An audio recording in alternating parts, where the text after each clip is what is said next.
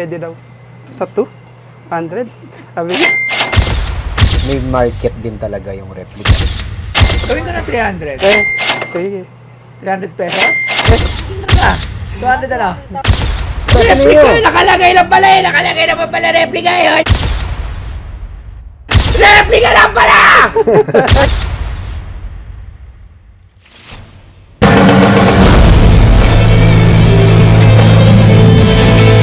Magandang tanghali rin po sa inyo, sir. Magandang tanghali po sa inyo, ma'am.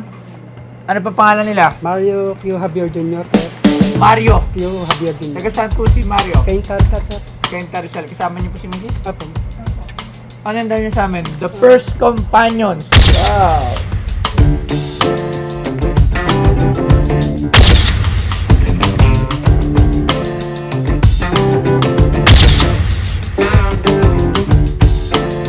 Captured by Juan Sahid. Bigat ah! Limaw. Limaw. Siya pala ang original na nagsabi ng limaw. Limaw. Limaw. Yung ano, acronym ng limaw. Ano ba meaning ng limaw? Ano meaning ng limaw? Yan lang yung sinasabi, limaw. Ano lang yung parang expression? Oo nga, ano nga meaning nun? Meron meaning yun.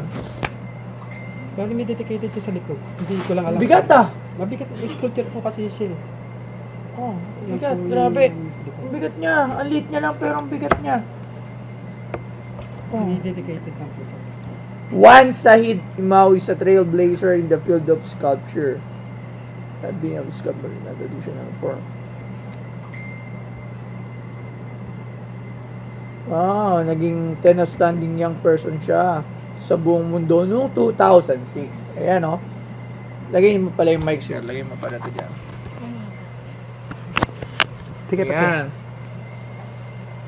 Ayan, naging outstanding young man din siya sa Philippines in 2001 sa sculpture. Tapos 2007 Metrobank Foundation Prize. So marami na pala siyang award, no? Alright. Hindi siya nag-sculpture ng kahoy. It's either brass, bronze, metals, and stone. Bali may magnet kami dala eh. Pag Ah. dumidikit eh. Saan nyo naman ito nakuha? Bali bumili kami ng gamit. Kasama yan sa mga na ano. At yung TV nga po eh. Dadalhin sana namin. Kaya masyadong malaki yung TV. Ganun kalaki. Kasama po yung mga kama, TV, cabinet. Malaki yung TV eh. Hindi namin madala eh. Asan ba yung TV mo? Kasi yung TV, sobrang laki. Sobrang bigat eh. Malaki siya eh. Ito nga, mabigat. Mabigat talaga siya. Parang gawa sa ano ba?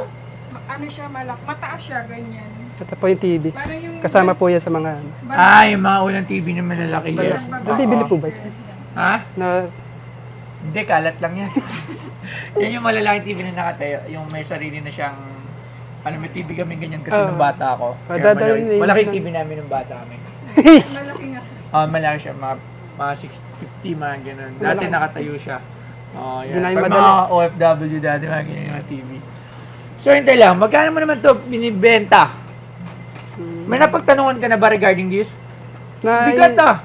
Mabigat nga po. Sa presyo, wala pa. Pero nagano kami ng mag-asawa.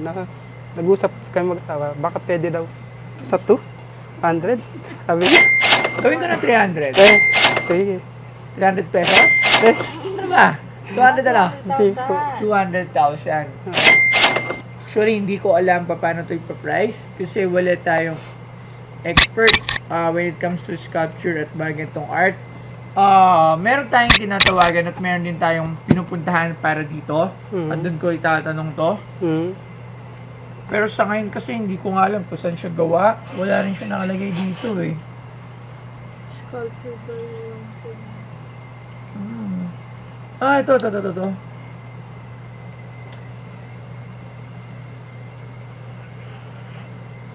Siya rin pala ang gumawa ng Ateneo statue ni Father Horacio B. de la Costa. Gumawa rin siya ng bronze sculpture ng EDSA Revolution at Young Jose Rizal Monument. Magaling to.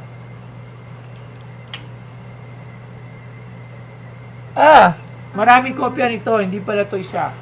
Parang, 150 pieces. parang na basa Yes. lang.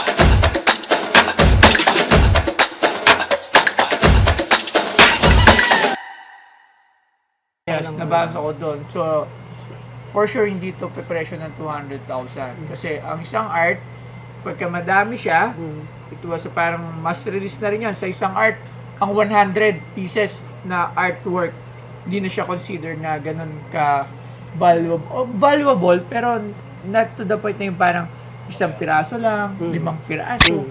Ito, 150.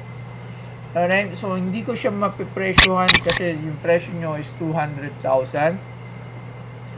Kung ako bibili nito, hindi ko siya bibilin kasi hindi ko talaga alam yung tunay na value. Pero pwede tayong magtanong, tingnan natin kung merong alam kasi meron yung isa naman nating kaibigan is lagi sumasali sa mga auction like Salcedo auction, mga art. So try natin kung ano lang masasabi niya dito, right? Kasi ako, yun lang yung alam ko when it comes to sculpture. Tinatanong ko sa mga art shop, like yung mga nabanggit ko. So tawagin na nga Sir Angelo Bernardo para dito kung ano masasabi niya dito. Sir Angelo Bernardo! Sok pa! Yan, kasi nga dito hindi to wood Kinagawa, kaya mabigat siya. Hindi siya wood. Di ba? It's either metal. Na may ito metal, yan ito nagko-contra siya. Sir Angelo. Yes, sir. Ano po Sculpture natin? artwork. Kasi sabi ko nga, hindi ko rin alam at hindi rin tayo sigurado dito. At baka masabihin na naman tayo na hindi natin alam yung mga sinasabi natin. Tama. So, oo. nagsangguni lang ako. Tinignan lang natin kasi si Sir Angelo isa rin to na pinagtatanungan ng mga nag-auction like yung mga nabanggit kong shop artwork. So ito, Well, anong narinig mo? pagdating sa sculpture, ayan, limited din ang ano ko dyan, ang expertise ko dyan. Kasi collectibles talaga ako sa coins. Meron akong konting alam pero not so much. Pero tingnan natin. So, ito ay work ni Juan Sajid Imaw. Okay. And gawa siya sa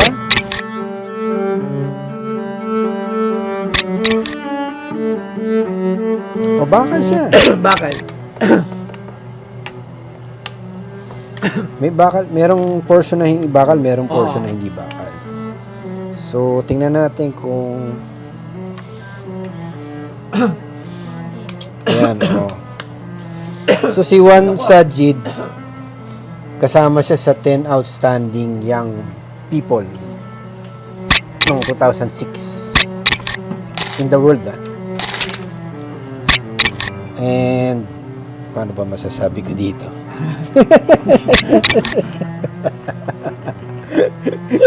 Well, ayaw ko mag-invento kung sa legitimacy, well, It seems legit. kilala ko si yung niya, kapatid niya yata yun, si Toym Imaw. Wala po ako. Si Toy Mimao, kapatid niya. Si Kuya Toym, niya yun. Orgmate ko yun sa UP Mountaineers. Si Buhay Toym. pa to. Buhay pa yata. Alam ko buhay pa to si Juan Sajid. Buhay pa siya. Alam ko buhay pa. Ayun, buhay pa pala siya. So maybe it would help. So, ang first na establish natin ito is kung tunay siya, number 1. And number 2, baka copy ito. Yung mga multiple original na tinatawag. Kasi 150 pieces 150 pieces. Nakalagay ba? Naka-indicate ba? So,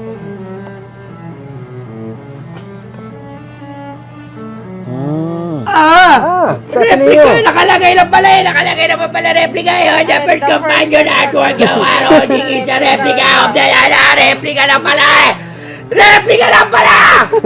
Ayun na, sagot na natin. Hindi kasi natin binabasa. Okay. Sa tuktok malaga. So, Pinahirapan pa tayo! so inisyo ito na to celebrate the 150 years ng Ateneo. Yun. So, copy siya. Limited edition na copy. Copy, replica. And si rin ang gumawa. Yung artist din yung gumawa. Isa bootleg, parang bootleg yan Actually, hindi pa rin bootleg. Official issue pa rin. nakalagay Ano yun? Siya ba? Malamang yan. Parang print sa mga paintings, parang print. Yung mga Yeah. artist paminsan-minsan, gumagawa sila ng sarili ng print.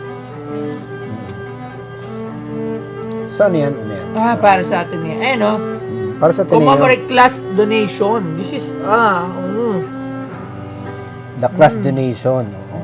Limited Ayun pala edition, nakalagay. 150 pieces. Ay, ano, hindi. The artwork you are holding is a replica of the original Of the sculpture. original So, sculpture. Oo. hindi siya original ni Pero, Scott ni Limaw. Hindi, mm. hindi siya yung ginawa ni Limaw. Pero talaga. magtataka ka kasi kahit ano siya, kahit replica or ano, mga print ano, sa painting minsan sa auction environment may umaabot ng million yung ano yung presyo Alright. Ito hindi ko lang alam kasi hindi siya ganun ka Yes. Hindi siya ganun well, well sikat known. din siya pero hindi siya Or hindi lang namin alam. Baka sa ibang tao, kilalang-kilala si Sir John Sajid Limaw. Hindi natin makukontes yung galing niya kasi hindi siya ma-award ng 10 outstanding youth in the world. So imagine ilan yung bata sa buong mundo at napabilang siya sa 10. Diba? So napakagaling na tao rin tama. ito. Kung sa akin ano, Bostoyo, kung kunyari makukuha mo siya, I suggest ang market mo diyan auction. Hindi siya ano. Kahit replica, is there a place for Ayan, auction kahit replica? Pwede yan. Magkano? Yan ang ano, hindi natin Yes. Pero Hindi ko- do you have some crazy price on your mind ngayon din naglalaro? Ako kasi hindi ko rin mapresyohan eh. considering na ano siya, no? Ano lang kunyari ako bibili. Siguro mga 20, mga ganun lang siguro. Kahit ano yan, kahit replica siya. Kasi nga, may market din talaga yung replica. Dahil, kunyari, yung original yan, probably ano yan, Mahal. Isa lang mga yun 1 million, 1.5 million, mga ganun. Ngayon, instead na bumili ka niyan, ng ganun, 1 million, 1.5, pwede ka na May rin sa replica. replica. Mga ganun. Again, hindi ako expert dyan. Kaya the best na magagawa namin dito is to show the public na meron ka nito at baka may makatulong. So sa mga nakakalam ng art na to, pwede nyo i-PM yung Pinoy Pawn Star para masabi natin kay Sir Mario. Mario, Javier. magkano ba yung talagang price nito? Wala akong idea talaga. Hindi, yun nga, para nga may makapanood. Sila nag-price. Nag-price ito, which is very impossible kasi nga replica lang. At madami rin siyang nilabas, 150 at replica pa. So, kasi kung ako tatanungin mo, hindi ko to bibilin kasi hindi ko siya kilala. So, hindi ko alam yung existence niya, sino siya. So, syempre magre-research tayo, alamin ko din muna yung market at alamin din ba natin kung meron ba sa mga possible buyer. So, yung palabas natin na ngayon, siguro baka makatulong para makapag-input kung ano ba to at sino si Sir Juan Sajid Limaw. At malaman natin yung saktong price. Minessage ko na rin si Tom Imaw. Yan, Yung hinihintay ko kapatid. yung sagot. Yan, diba? Pwede natin at least tanungin Alright. kung magkano ba yung kalakaran ng ganitong Okay, so at least value. nakatulong, malaman natin kung ano susunod na pangyari. So, abangan nyo ang susunod na kabanata. Yon. Ito pa may geng-geng. Ayun, bali yung sculptures namin, di pa kasi alam yung value at saka hindi rin alam kung paano magiging presyo. Pero hindi muna binili kasi nga wala pa siyang pwedeng pagtanungan tungkol sa presyo. Pero yung mga tape cassette, nabili naman. Hintay na lang po namin yung feedback nila sa sculpture. Salamat po, Boss Toyo. Thank you.